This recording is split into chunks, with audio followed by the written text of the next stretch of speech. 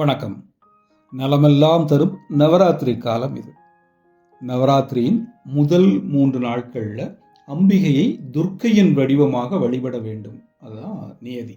இது நம்ம எல்லாருக்கும் தெரியும். அந்த 3 நாட்களில் 3வது நாள் இது.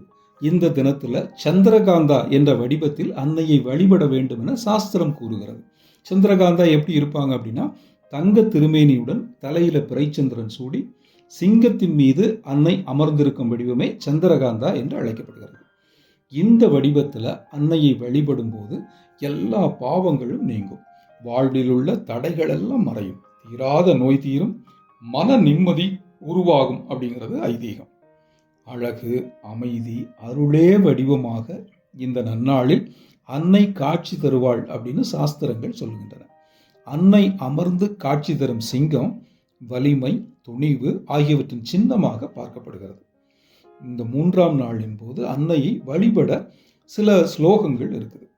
அது என்னன்னா, கல்யாணக்காரிணி நித்யம் பக்தனா பூஜிதா அனிஷம் பூஜாயாமி சதாம் பக்தத்யா கல்யாணிம் சர்வ காமியதா. இது சமஸ்கிருதத்தில் சொல்லக்கூடியது. இதற்கு இணையான தமிழ் மந்திரமும் இருக்கிறது. அது என்னன்னு பார்க்கலாம். என் குறை தீரனின்று ஏத்துகிறேன், இனியான் பிறக்கிலேன் நின் குறையே அன்றி யார் குறை காண், இருநீர் விசும்பின் மின் குறை காட்டி மெலிகின்ற நேரிடை மெல்லியலாள் தன் குறை நீங்க என் கோன் சடைமேல் வைத்த தாமரையே.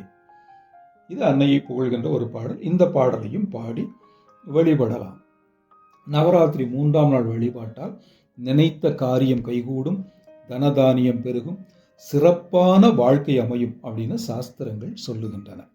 இந்த நாளில் அன்னையை எப்படி வழிபடலாம்? வெண்ணிற ஆடைகளில் அலங்காரம் செய்யலாம். அன்னைக்கு பால், இனிப்பு, தயிர் உள்ளிட்டவற்றை படையிலிடலாம்.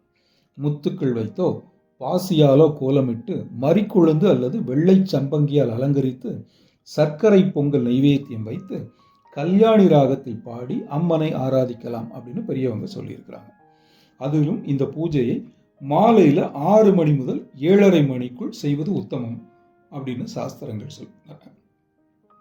இந்த 3ஆம் நாள் பூஜையை முறைப்படி வழிபட்டு வருவோருக்கு எல்லா நலமும் கைகூடும். இதுபோல உங்களுக்கும் நலமெல்லாம் சேரட்டும். நன்றி. மீண்டும் ஒரு வீடியோவில் சந்திப்போம்.